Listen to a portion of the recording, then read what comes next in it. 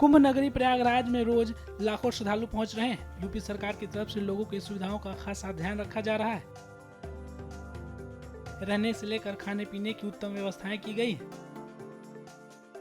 तो वहीं मेले में आए लोगों को घर जैसे जायके का मजा मिले, उसकी कमी यूपी का ये पहला डबल डेकर बस रेस्टोरेंट कर रहा है। दरअसल पंपकिन नाम के इस रेस्टोरेंट में ग्राउंड फ्लोर पर रसोई और पहले फ्लोर पर डाइनिंग हॉल है, जहां लोग बैठकर शुद्ध शाकाहारी खाने का लुत्फ उठा सकते हैं। इस रेस्टोरेंट की सबसे खास बात यह है कि खाना खाते समय श्रद्धालु कुंभ का नजारा भी देख सकते हैं। ये मेरा फर्स्ट स्टार्टअप है और मेरी company lunar food and beverages है। और मेरी बस का जो ये डबल डेपर बस का जो कॉन्सेप्ट है वो ब्रांड नेम पंपकिन से है। पंपकिन ही क्यों रखा? सर, पंपकिन रखने का बेसिकली मेन रीज़न ये था कि जितने भी हमारे जो धार्मिक फेस्टिवल्स और जो भंडारे वगैरह जैसे टाइप होते हैं, तो उसमें शुद्ध मतलब पवित्र जो एक माना जाता है फल सब्जी के रूप में, वो पंपकिन है, कद्दू माना जाता है। तो उसी के थीम पे मैंने ये पंपकिन नाम रखा है, जिससे ये है कि कस्टमर को या मेरे गेस्ट को ये फील हो कि उनको घर जैसा ही मतलब खाने का स्वाद का वो टेस्ट का अनुभव हो। रेस्टोरेंट तमाम खाने की दुकान अलग अलग होती है, यहाँ खास क्या है महाकुंभ को देखते हुए? सर, जो standing out other traditional restaurants होते हैं उस कंसेप्ट को हमने अलग करके यहाँ कुंभ से अपनी शुरुआत की है।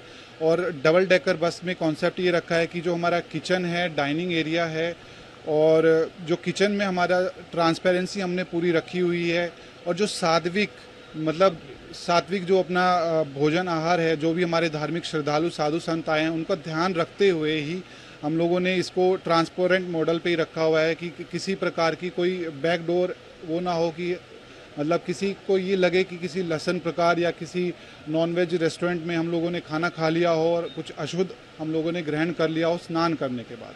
तो इस चीज़ का हमने बहुत अच्छे से ख्याल रखा है कि किसी भी श्रद्धालु को किसी प्रकार की कोई समस्या ना हो। तो सारा हम लोगों ने अपना किचन ट्रांसपेरेंट रखा हुआ है।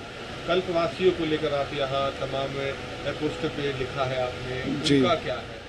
उनके लिए सर हम लोग ऑन डिमांड जो हमारे श्रद्धालु जैसे जिनका फास्ट होता है, तो ऑन डिमांड हम लोग उनके लिए जो भी फलाहार या जो भी सात्विक भोजन होता है बिना लहसुन प्याज का, वो हम उनको उपलब्ध कराएंगे। और कहाँ खोलने का आपकी प्लानिंग है? अभी चौथा आपका ये स्टार्टअप कब शुरू किया और आगे का क्या विस्तार है? सर, ये मेरा फर्स्ट स्टार्टअप है और महाकुंभ से ही मैंने इसकी शुरुआत की है। और जितने भी हमारे देश में धार्मिक स्थल हैं, और जैसे अयोध्या हो गया, काशी विश्वनाथ, मथुरा, वृंदावन, तो मेरा आगे फ्यूचर गोल यही है कि मैं वहाँ भी इसको इसी कंसेप्ट को आगे लेके चलूँ। इस startup double decker bus restaurant के मालिक की माने तो भविष्य में इस कॉन्सेप्ट को काशी, मथुरा, अयोध्या जैसे धार्मिक स्थलों पर भी शुरू करेंगे।